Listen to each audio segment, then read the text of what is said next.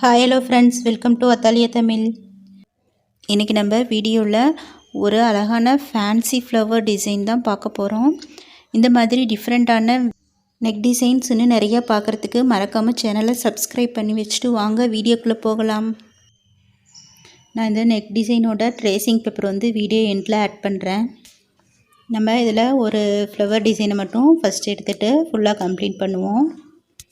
பாருங்கள், இப்போ நான் ஃபஸ்ட்டு லீஃப்லேருந்து ஆரம்பிக்கிறேன். இந்த பெரிய பெரிய லீஃப்லாம் ஃபஸ்ட்டு போடுறேன். ஃபஸ்ட்டு அதுக்குள்ள அவுட்லைன் கொடுத்துட்றேன். இந்த மாதிரி செயினில் என்ன கலர் த்ரெட்டில் போடுறீங்களோ அதே கலர் த்ரெட்டில் அவுட்லைன் போட்டுக்கோங்க. இந்த மாதிரி உள்ளார பைப்பிங் த்ரெட்டு ஒட்டி நான் மேலே லீஃப் ஃபில்லிங் பண்ண போகிறேன். இது ஏற்கனவே நான் வீடியோ போட்டிருக்கேன், எம்போஸ்டு லீஃப் ஃபில்லிங்ட்டு. அந்த வீடியோ லிங்க் கீழே டிஸ்கிரிப்ஷனில் கொடுக்குறேன், பாருங்கள். அதில் நிறைய டிப்ஸ்லாம் சொல்லியிருப்பேன், கண்டிப்பாக பாருங்கள், உங்களுக்கு யூஸ்ஃபுல்லாக இருக்கும். அதில் ஒரு சில நேரத்தில் நம்ம போடும்போது இந்த மாதிரி செயினில் போடும்போதோ இல்லை வேறு ஏதாச்சும் மிஸ்டேக் பண்ணிடுவோம் ஒரு சில நேரத்தில். அதெல்லாம் எப்படி சரி பண்ணுறதுன்னு நான் அப்பப்போ வீடியோவில் சொல்கிறேன். இந்த வீடியோவில் நான் 2 மிஸ்டேக்ஸ் செஞ்சுருப்பேன். அது எப்படி சரி பண்ணுறது அப்படின்னு சொல்கிறேன். இப்போ பாருங்கள், இந்த லீஃபில் நான் லைட்டாக செயின் போடும்போது கொஞ்சம் பெண்ட் பண்ணி போட்டுட்டேன். பாருங்கள், கொஞ்சம் வளைஞ்ச மாதிரி இருக்குது. அது நம்ம இப்போயே சரி பண்ணிக்கலாம். மேலே ஃபில் பண்ணிட்டு வரேன் இல்லையா, எம்போஸ்டு டோட் ஃபில்லிங் அது போடும் போதே நம்ம ஃபில் பண்ணிட்டு வரலாம். பாருங்கள், இப்போ நம்ம ஃபில் பண்ணிட்டோம். ஒன் சைடு நம்மளுக்கு அந்த வளைவு தெரியல. இதே மாதிரி நம்ம போடும்போது சில மிஸ்டேக் பண்ணாலும் அட்ஜஸ்ட் பண்ணி நம்ம போட்டுறணும். நம்ம இன்னமும் இந்த லீஃப் மேலே சீனி பாசி ஒரு லைன் கொடுப்போம். அதுக்கப்புறம் 2 லைன் ஜரி த்ரெட்டில் செயின் கொடுக்குறேன். இதெல்லாம் நம்ம மேலே எக்ஸ்ட்ரா போடும்போது நம்ம மிஸ்டேக் பண்ணதே நம்மளுக்கு தெரியாது. பாருங்கள், அடுத்தது இந்த நடுவில் நான் ஷேடட் பட்டன் ஹோல் ஸ்டிச் இந்த பிங்க் கலர் த்ரெட்டில் கொடுக்குறேன்.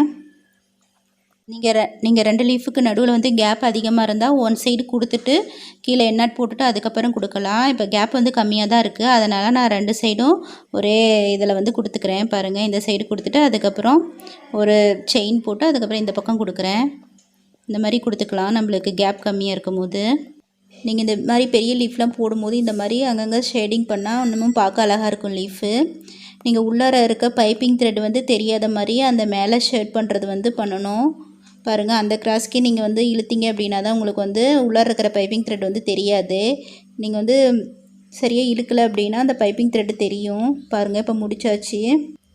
அடுத்தது இந்த லீஃபை சுற்றி நான் சீனி பாசி கொடுக்குறேன். பாருங்கள், இந்த மாதிரி த்ரெட்டெல்லாம் தூக்கிட்டு இருக்கு இல்லையா, எண்ணாட் போட்டுட்டு அதெல்லாம் இந்த மாதிரி அடியில் போகிற மாதிரி நீங்கள் மேலே கொடுக்குற அவுட்லைன் நீங்கள் கொடுக்கணும். இப்போ நம்ம சீனி பாசி கொடுத்துட்டு அதுக்கப்புறம் நம்ம எண்ணாட் போடும்போது அந்த த்ரெட் கொஞ்சம் நீட்டிகிட்ருக்கோம். நம்ம ஒரு சில நேரத்தில் அவசரத்தில் அப்படியே போட்டுருவோம். அப்படி போடும்போது நீங்கள் எக்ஸ்ட்ரா மேலே அவுட்லைன் போடுவீங்க இல்லையா, அந்த அவுட்லைன் போடும்போது அந்த த்ரெட்லாம் அடியில் போகிற மாதிரி போட்டுக்கோங்க. பாருங்கள், இப்போ கார்னர் திருப்பும் போது இங்கே ஒரு லாக் செயின் போட்டுட்டு அதுக்கப்புறம் டர்ன் பண்ணுற இடத்துல ஒரு செயின் போட்டு அதுக்கப்புறம் அந்த இடத்துல ஒரு லாக் செயின் போட்டு அதுக்கப்புறம் பீட் கொடுக்குறேன். இந்த மாதிரி நீங்கள் டர்ன் பண்ணும்போது அந்த ஷார்ப் உங்களுக்கு கரெக்டாக கிடைக்கும். பாருங்கள், நம்ம உள்ளார எப்படி த்ரெட் ஒர்க் பண்ணியிருந்தாலுமே நீங்கள் அவுட்லைன் கொடுக்கும் போது நல்லா கரெக்டாக கொடுத்தீங்க அப்படின்னா உங்களுக்கு அந்த ஃபினிஷிங் அழகாக இருக்கும். பாருங்கள், 2 லீஃப்க்கு ஃபில் பண்ணியாச்சு. அடுத்தது கடைசியாக நம்ம செயினில் அவுட்லைன் கொடுத்துக்குவோம். இப்போ இந்த கொடி மாதிரி இருக்கு இல்லையா, அதுக்கெலாம் நான் சீனி பாசி கொடுக்குறேன். நீங்கள் சீனி பாசி போடும்போது எப்போதுமே 2 பீடாக போடுங்க, அதை பார்க்குறதுக்கு அழகாக இருக்கும். அப்புறம் சின்ன சின்ன வளைவுலாம் வரும்போது ஒரு பீடாக கொடுங்க. இப்போ பாருங்கள், ரொம்ப வளைவுலாம் இந்த மாதிரி சின்ன வளைவுலாம் வரும்போது நான் ஒரு பீடாக கொடுத்து வளைக்கிறேன். இப்படி வளைக்கும் போது உங்களுக்கு அந்த வளைவு கரெக்டாக வரும். இதே 2 பீடாக கொடுத்தீங்க அப்படின்னா தூக்கிட்டு இருக்க மாதிரி இருக்கும். அடுத்தது பாருங்கள், இந்த ரைஸ் பீட் நான் ஒரு லீஃப் மாதிரி இந்த 2 வளைவுக்கு நடுவில் நான் கொடுக்குறேன். பாருங்கள், இந்த மாதிரி பேக் சைடு ஒரு ஸ்டிச் போட்டுட்டு அதுக்கப்புறம் நம்ம போடணும். நம்ம ஒரு இதுக்கு எண்ணாட் போட்டு போடணும்னு அவசியம் இல்லை. இந்த மாதிரி பின்னாடியோ அல்லது முன் சைடோ நம்ம ஸ்டிச் உள்ளே போட்டுட்டு அதுக்கப்புறம் போடலாம். பாருங்கள்,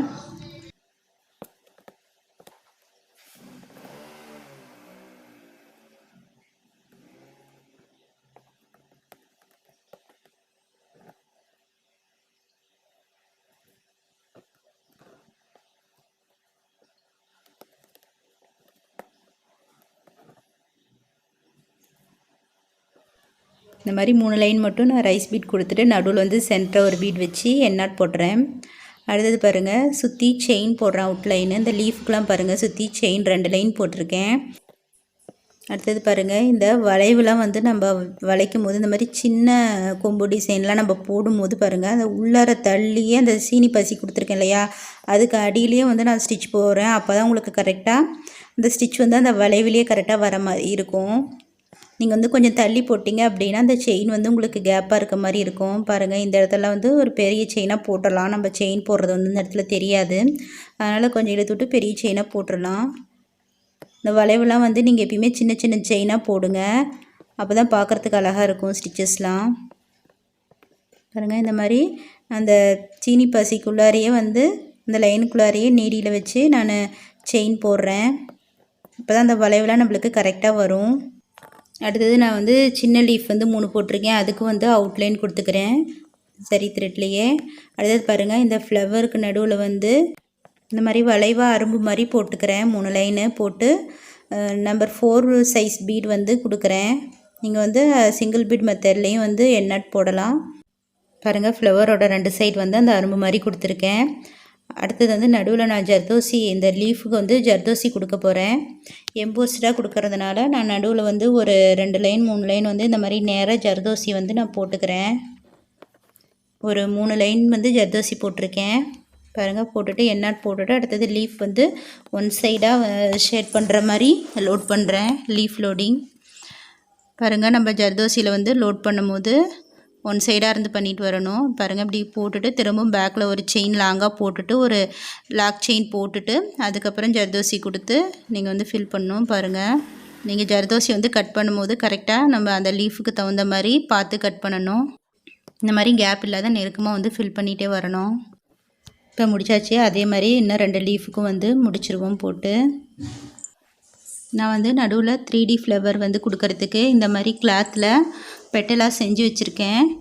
நான் ஏற்கனவே இந்த மாதிரி 3D ஃப்ளவர் எப்படி மேக் பண்ணுறது அப்படின்ட்டு நான் வீடியோ போட்டிருக்கேன். அதை கீழே டிஸ்கிரிப்ஷனில் லிங்க் கொடுக்குறேன், பாருங்கள். அதுலேயும் அந்த கிளாத்தை பற்றி டீட்டெயில்ஸும் வந்து சொல்லியிருப்பேன்.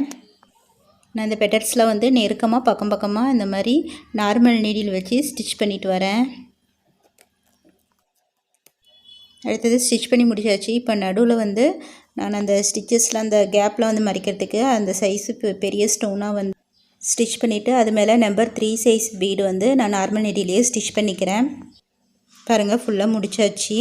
இப்போ வந்து நான் அந்த ஜர்தோசி லீஃபுக்கெலாம் வந்து 2 லைனு அவுட்லைன் கொடுத்துருக்கேன். ஜரி த்ரெட்டில் அவுட்லைன் கொடுத்துட்டு நான் அங்கங்கே வந்து இந்த மாதிரி ஜர்கான் ஸ்டோன் வந்து ஒட்டியிருக்கேன். அடுத்தது லீஃபுக்கு நடுவில் நம்பர் 3 சைஸ் பீடு வந்து ஸ்டிச் பண்ணியிருக்கேன். வந்து ஒயிட் கலர் பீடு ஸ்டிச் பண்ணியிருக்கேன்.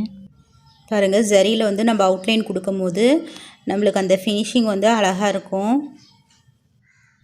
நம்ம த்ரெட் ஒர்க் பண்ணும்போது ஒரு சில மிஸ்டேக் வந்து பண்ணியிருந்தாலுமே இந்த மாதிரி சீனி பசி கொடுத்து அது மேலே அவுட்லைன் போடும்போது நம்மளுக்கு அந்த மிஸ்டேக்ஸ்லாம் வந்து அவ்வளோவா தெரியாது. அடுத்தது பாருங்கள், நான் ட்ரேஸ் பண்ணும்போது இங்கே கொஞ்சம் கேப் வந்து அதிகமாகிருச்சு. இந்த 2 ஃப்ளவருக்கு நடுவில் நான் வந்து கொஞ்சம் இந்த மாதிரி இந்த அரும்பு மாதிரி இருக்கிறது வந்து கொஞ்சம் நீட்டமாக போட்டிருக்கேன். பாருங்கள், இதோட இது வந்து கொஞ்சம் நீட்டமாக இருக்கும். ஆனால் வந்து நம்மளுக்கு பார்த்தா வந்து கண்டுபிடிக்க முடியாது அவ்வளோ சீக்கிரம். அதான் வந்து நான் இன்னொன்று வந்து 2 மிஸ்டேக் பண்ணியிருந்தேன்னு முன்னாடி சொன்னேன் இல்லையா, இது வந்து இன்னொன்று மிஸ்டேக்கு. நம்ம வந்து கொஞ்சம் சரி பண்ணிடணும். இந்த வளைவையும் கூட இன்னும் கொஞ்சம் நீட்டமாக வளைச்சிட்டு போட்டிருக்கலாம். இந்த கொம்பு டிசைனையும் போட்டிருந்தால் உங்களுக்கு இன்னமும் கண்டுபிடிக்க முடியாது. இந்த மாதிரி நம்ம சில மிஸ்டேக் பண்ணனாலுமே அதை வந்து அப்படியே சரி பண்ணிக்கணும், நம்ம வந்து கண்டுபிடிக்காத மாதிரி. அவ்வளோதான் ஃப்ரெண்ட்ஸ், இந்த வீடியோ உங்களுக்கு யூஸ்ஃபுல்லாக இருந்தால் மறக்காமல் லைக் பண்ணுங்கள், கமெண்ட் பண்ணுங்கள், உங்கள் ஃப்ரெண்ட்ஸ் அண்ட் ஃபேமிலிக்கும் ஷேர் பண்ணுங்கள், சப்ஸ்கிரைப் பண்ணுங்கள், பக்கத்தில் இருக்க பெல் பட்டனையும் வந்து கிளிக் பண்ணுங்கள், அதில் ஆல்ன்ற ஆப்ஷனில் செலக்ட் பண்ணுங்கள். அப்போ தான் நான் போடுற வீடியோ நோட்டிஃபிகேஷன் வந்து உங்களுக்கு உடனுக்குடனே வரும். தேங்க்ஸ் ஃபார் வாட்சிங்.